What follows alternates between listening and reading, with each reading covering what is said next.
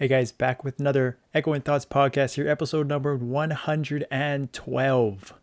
And in this episode, we're going to break down this insane event that they have, a great way to either make mesos or a great way to build some, progress your gear, make nice projects. This event has this great way to get basically guarantee 3 exalts from 30 to 40, which people can use, which I've been using in different ways. And then I'm going to talk about the pros and cons of Lynn. I think more people want to understand the class and how it compares to other supports. I've talked about it briefly when I first introduced or broke down the class, but after a few weeks, there's still a lot more data to be had, a lot more just playing the game at the highest level when I got to actually play Will on my Lynn. So I'm going to talk about that experience and how I used the Lynn in that gameplay for that boss. And then the last thing I want to talk about is solo content. Again, one of the best things that came out of this patch, this update, was the introduction to solo content and how I've been utilizing it and what gear sort of check marks are needed to clear each level of content all the way up to Will, which is what I've done. So stay tuned. A really jam-packed episode. Excited for playing the game a lot, and let's get into it. All right, so we're first going to get into this event and how you can really make great mesos, or you can make a project weapon, or just progress your gear through exalting through these 100% special exalt stones. So through this event here, on every account, you can get 1, 2, 3 of these 100% exalt stones to help do whatever you want to do, whether you're trying to build up your next necro project or build up a new armor piece for a main or an ult, like a weapon, for example, or you're trying to make chaos fodders, combine them with maybe SF23 scrolls from the moon frags to make maximum mesos. There's a lot of different options for this, but I'm going to show you how you guys get this and how I'm using it and how I've already used it to sort of expedite my ult progression, but also help with my main paladin progression as well. So for one, how I got this one is just by playing the event and just coin boost, 17 days. Free, 100% exalt stone. That one's easy, right? Just play the game, do your auto battle, collect them. You probably already got this already. Now the other two from Mio is specific to your Mio boost character. So if you haven't done this and designated a character, there's still time, but you should start really paying attention to this. So the first one is through chapter 10 here. Just by clearing Hilla one time, you're going to get 100% stone. Okay, and the third one is kind of a sneaky one. It's through Chaos Pink Bean, soloing it 3 times. And so if you click on this little icon right here, you can see the exact rewards, even if you haven't cleared it yet. So you can see 100% Exalt Stone. And they last for 30 days. But they're going to be on your Mio boost account, or a boost character. Okay, so for this character, it's obviously my Lynn. But it is just great. I mean, that's free, 100%, right? So you could spend honestly no mesos if you even wanted to like use these stones, just the event stones. You could get 5 of these and make your own projects. Like for example, on one of my other accounts, right? I was trying to make a new piece of armor, but I was looking for an emblem armor to kind of make a necro project for. So I was looking through here. And I was combining, like I was looking for an overall specifically. And so I was looking for a tradable overall, which I couldn't find, but that had a low emblem. Because then I used, on the other account, I used this 100% change scroll, tried to get it to BA or crit damage if I'm lucky, and then make that my new project. Bang those 100% scrolls into it, really minimize the fail count. Because one of the things when you actually try to make projects and get it up to like 40, level 40 to 50, even to 60, those Excel fail counts really add up, right? So I try to minimize and try to have that balance of kind of testing out my luck on 50% scrolls and then using the 100% to finish it off depending on kind of the success rate. right? So I did that. I also, another thing that I have in the works is when I make a project here. So I have a project here on this paladin actually.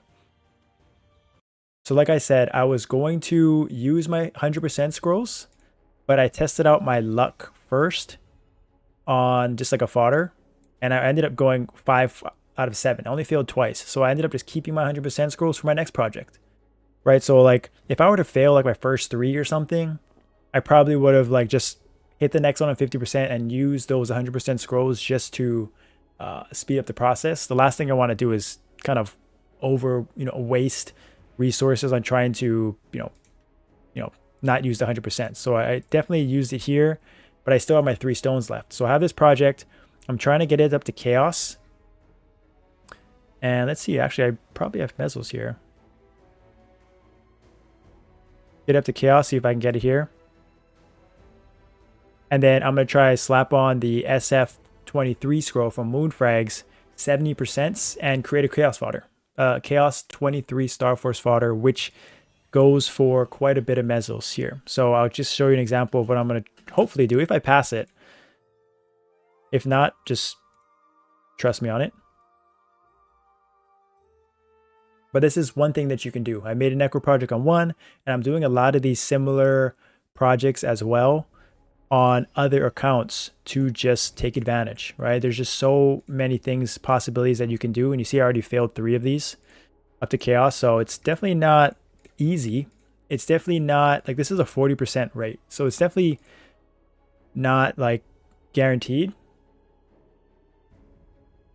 But when it hits, and then pray that this 70% hits, because this 70% is costly. So we'll see here. Let's see. The scroll. I want to make sure this is my chaos item here. Yep, chaos. And pray that this works. Yes. Nice. So we'll take that. And that's like, if you want to check out what the market is for this. 2, 3 max. So like these are going for, like the lowest is 8.9 bill, 11 bill. Like these are going for a good mezzos, right? So, and I used literally, like this is what you can do. You can create this with Exalts. I mean, with these 100% scrolls. So definitely use this to your advantage, however way you need to kind of progress your gear. But this is a great event. You got to take a look into it for sure.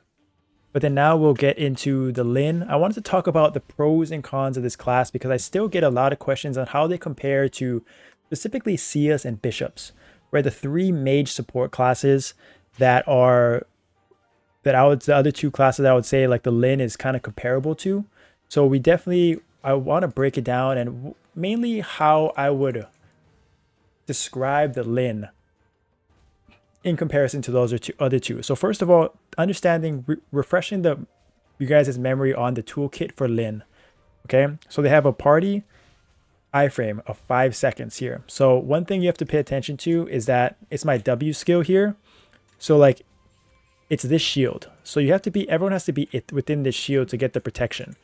And there's a little bit of a delay to it, but the wording is, you have to make sure you understand the wording. It's on your focused target.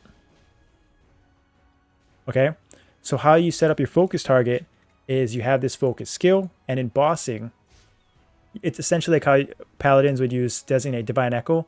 You click on the person in the drop down menu of your party and you press focus, and then it's going to show up here. So if you're not, like, I can't do this, it doesn't let you do it in auto battle, which maybe they'll change later on, but you see I can't click on anybody here. So I only can designate to myself in training. So if I just click the button, it's gonna, like, I'm the activated. Okay, and then all these skills can be directed to this person that you focus on. So this force heal is an iframe for 5 seconds. This focused heal is on your target. It's gonna be 5%, not 3%. based on the later buffs for 30 seconds every 2 minutes. Very, very good focused heal. And then you can actually teleport to them if you need to. And then that is through focus. Okay, your focus target. And then you have this skill, support flight. It's a 2-second party iframe. So every time you see like me streaming and this skill comes up, that is the iframe. It's very short, like it was gone already, 2 seconds. So it's 2 seconds, but the nice thing is these skills right here, this is a 10% heal every 10 seconds for 60 seconds. These two skills can be time-leapt currently. So you actually can get a second party iframe technically pretty immediately after, and then this heal. So it's a great tool to have. Just be aware of that. This one does not get time leapt, but it's very good. And then you also have, let's see what else heals I have. I have these two. This is the focus party heal, the focus target heal, the party heal. These are the two iframes here in my presets. And then there's one more called Nature's Grace. That is sort of a unique skill as well. It's an instant 50% heal at max level. And you get a HP scaled shield ratio of 50% as well at max level. 2-minute cooldown at level 30. And it's a 10-second buff duration. So let me show you how this skill works, because it's very, the way it's worded, it says it grants a protective shield in proportion to your max HP. But it's not exactly a shield. So look at my HP right here. It's about 124. My base here is about 150. Okay, so when I use this skill, the D skill, look, my HP actually jumps up to 50% more, 150% for, let's see, 3, 2, 1 seconds here. And then it's going to go back down. So it's not necessarily like a Wind Archer's heal, which I thought it was, where it absorbs 50% hits. So like you'd be taking zeros until the shield is completely used up, absorbed.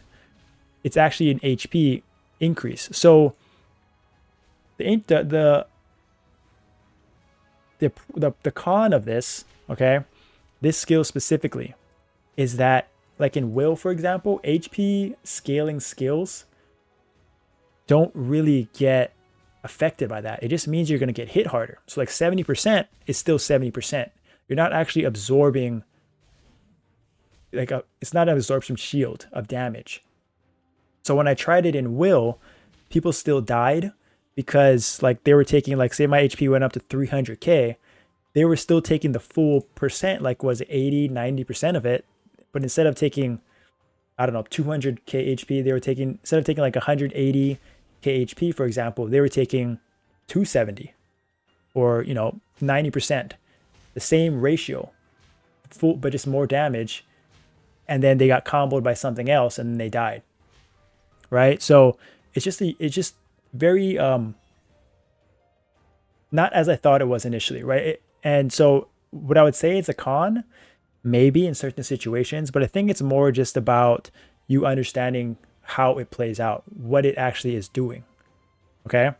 And so the pros of this class, okay, the way I would describe a Lynn is that it's sort of the phantom of support, as far as like it's a jack of all trade, kind of master of none type of situation. For example, like the support healing is great, right? It has different options for healing, but it's not as good as Bishop's healing in my opinion. Like compared to their fountain, which is 100% uptime, they can even use their heals every 5 seconds.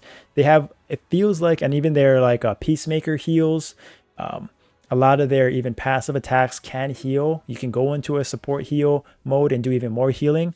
So I would say it's not as consistent and passive as that is, right? And I guess the pro and the con is that you have to be more on demand with it. You can't just throw it out there and like it's going to do its thing. Like a Bishop. Like you can't Bishop just off a cooldown, use Fountain.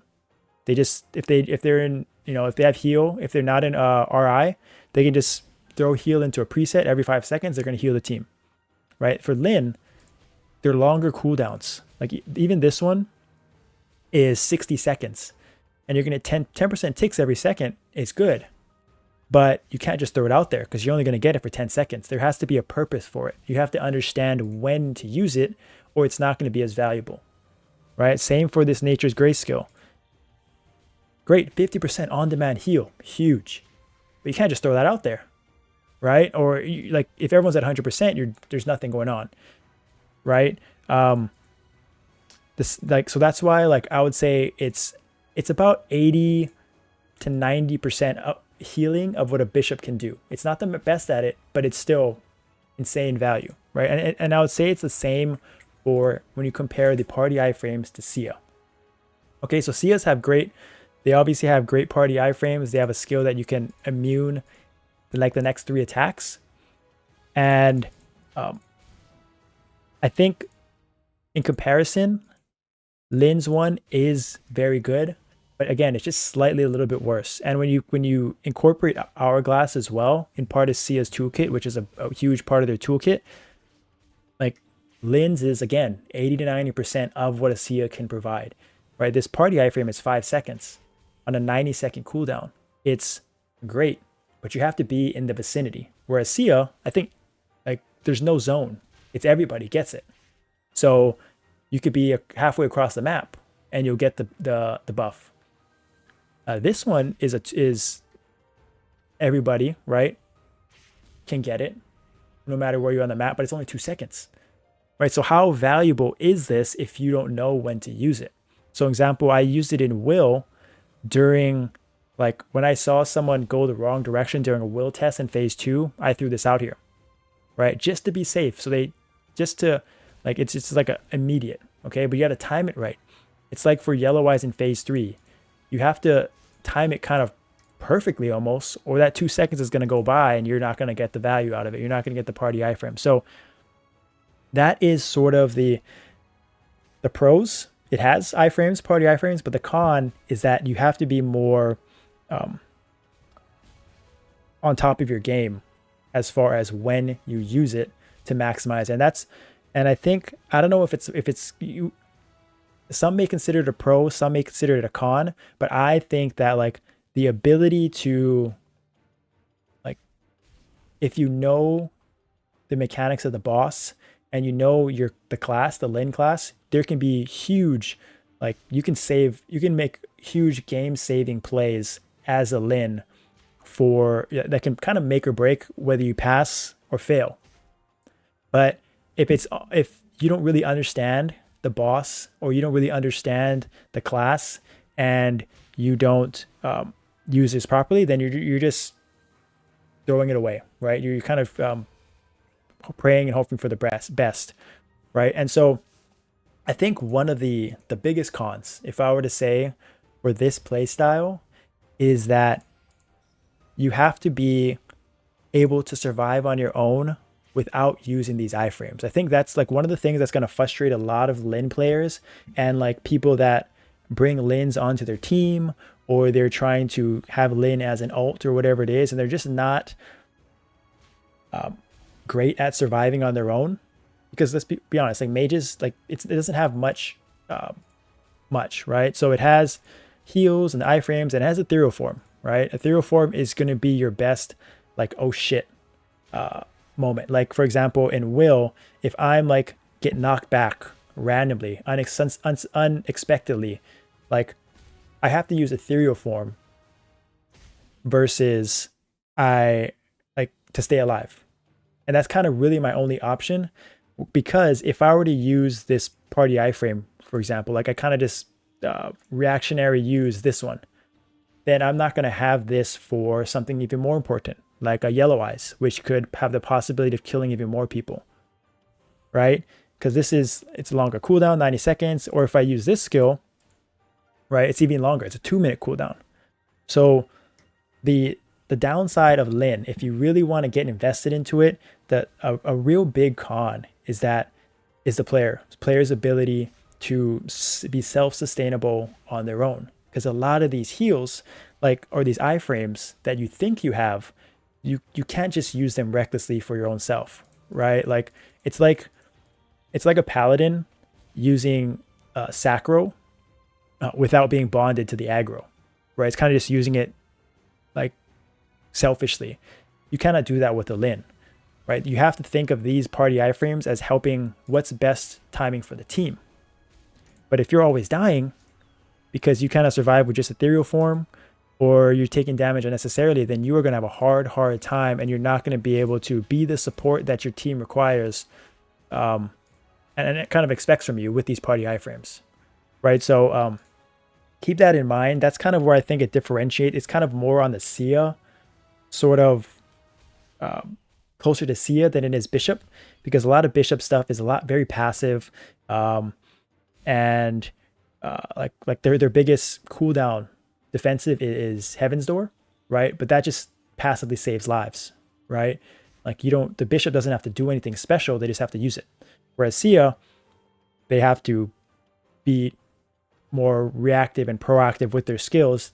Sias just have more wiggle room to do so, whereas the durations here are much smaller. So that's why I say it's like 80 to 90% of a Bishop, 80 to 90% of a Sia, and sometimes the team will actually, depending on your composition, could benefit more from a Lynn than a Sia specifically, or a Bishop specifically, because it can do a little bit more, it's more flexible, right? You're able to do a little bit of everything.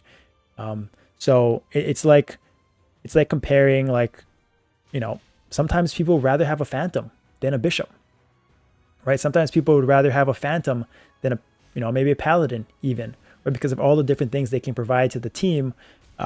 Maybe not at the peak level, but enough, a little bit of this, a little bit of that, and it's going to actually benefit the team more. So I hope that helps you. It was kind of like the pros and cons list is really dependent more so on the player understanding the class, the boss, and just what the team needs.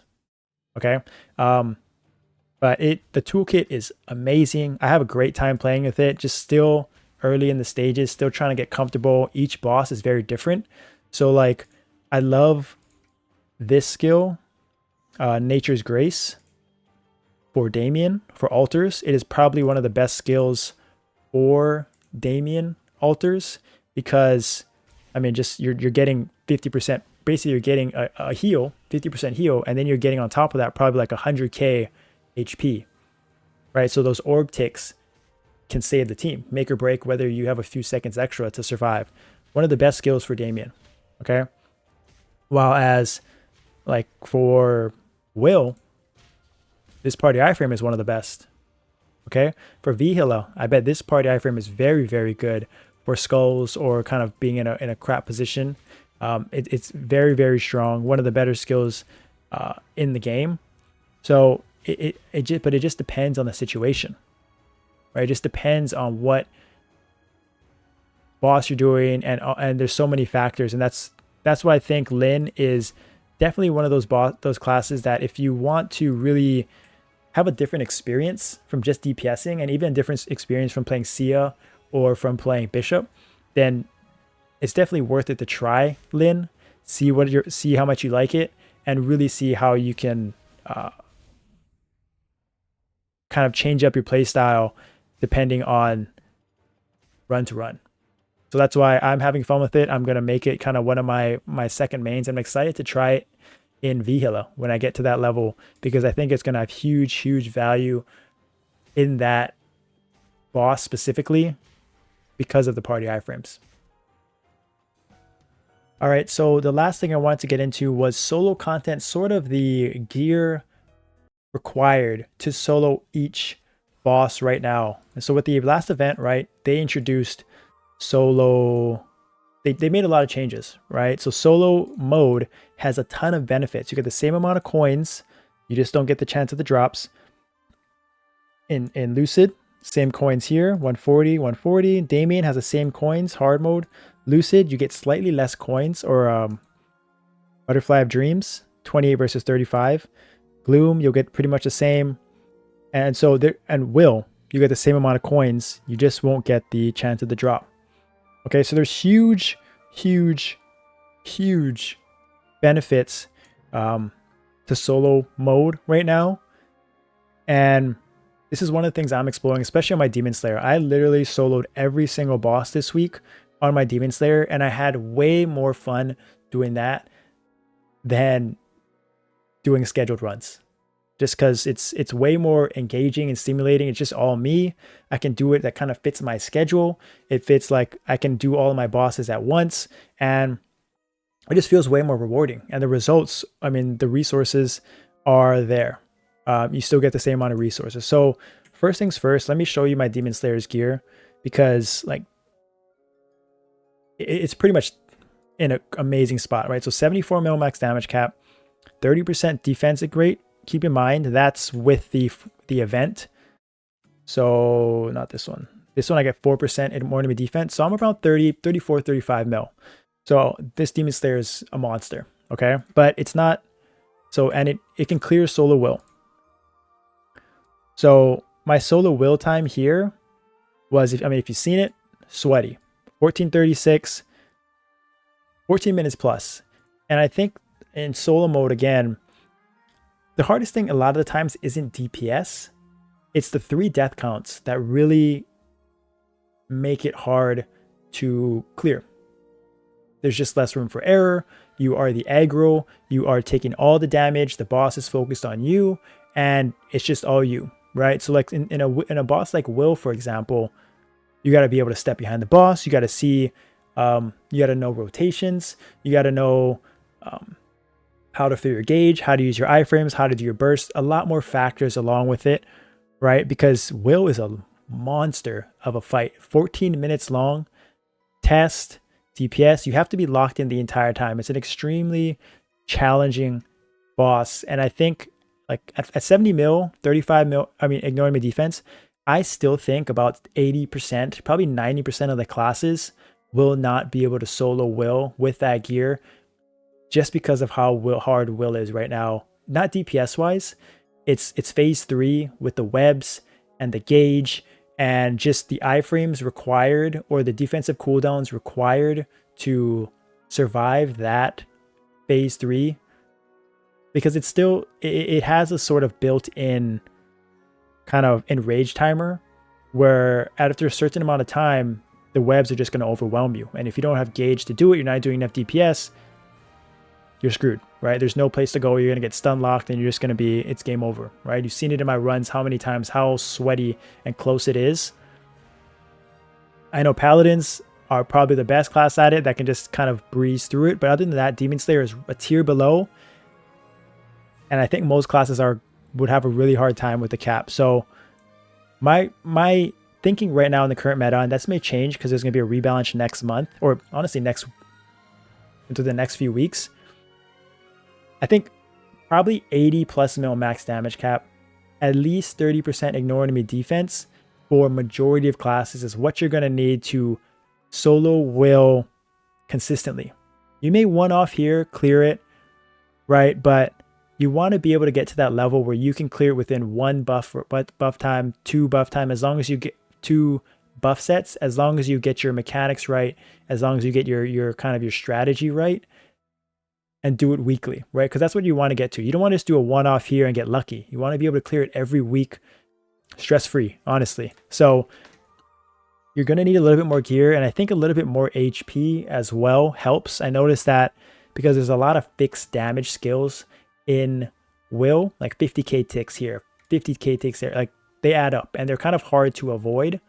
It's RNG based, and there's just a lot going on that you have to prioritize. So if you don't want to be stuck in a situation where you have too low health and you just randomly get comboed without really having the ability to, I guess, counter it or dodge it, right? Like sometimes you'll just get randomly countered because RNG and the web hit the spider leg hits you at the same time as another attack. You don't want that to happen because the death counts are brutal.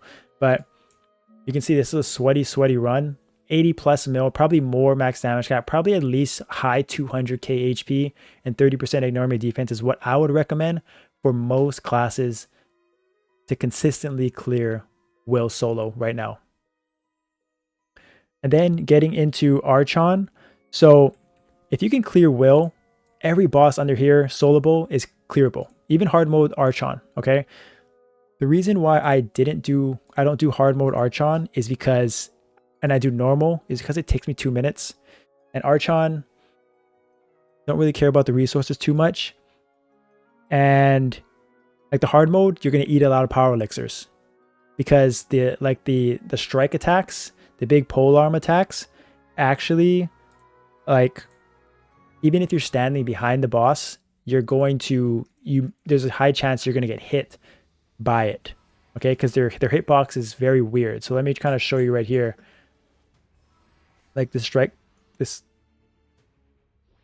like you're just gonna take all this damage, and even if I like stand back behind there or try to dash through, like it just feels like you're just taking 120k ticks all the time, and then you gotta avoid it. So like,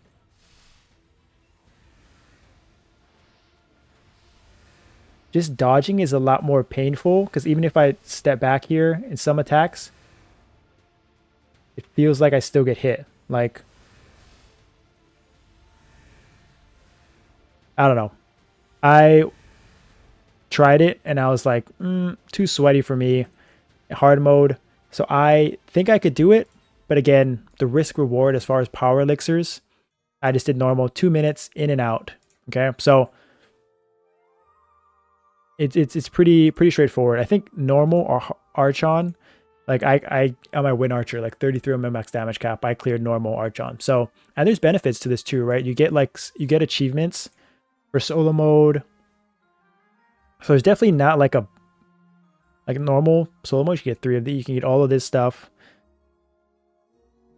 All like normal multi, you can get this. So there's definitely benefits to clearing like even the normal mode for the achievements, normal solo. But yeah, Archon is like that's just normal mode for me. Now Gloom 5 minutes, casual. Now Gloom is still very challenging because you need HP. You need about 220k plus HP to not just get one-shotted by everything. Okay, so because some attacks hit 190k, 200k, and if you have your PE set to 90%, right? Like that can still kill you if you're low on HP. So just be aware of that. The more HP, the better. That is what usually gates a lot of people. But still, I think you need about probably like 50 max damage cap, 50 mil max damage cap, and probably close to 20 to 25 ignore enemy defense, probably more. And again, it's a grind of a fight. I know a paladin, I know someone that plays a paladin, it's about 50-ish mil max damage cap, a little bit higher. They are the exceptions to the rule, right? Paladins can just counter everything. Every other class probably needs a little bit more max damage cap, a little bit more, has less room for error. Okay, so, but you see with my gear, 5 minutes, I think my PR was like 4 something. So it's definitely doable. 3 minutes. No, I don't think I cleared on this one. Yeah, 4 something. Yeah, so this is probably a good spot, and I don't really think I full buffed for this. But yeah, I would say like mid 50 mil caps, 220k HP minimum on like the better survivability classes. Probably need more for like lower tier, and then probably like 20-25 ignore enemy defense. And I'm gonna try it on my Lynn later this week, but I have a feeling my Lynn isn't gonna be able to do it yet. Lucid is pretty straightforward. Again, it's probably like 30 mil max damage cap, 20% ignore enemy defense. But there are some things that you have to really pay attention to. All right, that's it for the episode 112. More streaming this week, more content, really having fun with Lynn. Let me know in the comments what you guys want me to talk about more. We'll see if there's a little teaser as far as the August update of what they're going to release with the rebalance. I think Chaos Lucid's next based on the roadmap. But yeah, it's a lot of stuff to do right now to take advantage of and play the game. And hope you guys are enjoying as much as I am. Thanks for watching. I'll see you next time.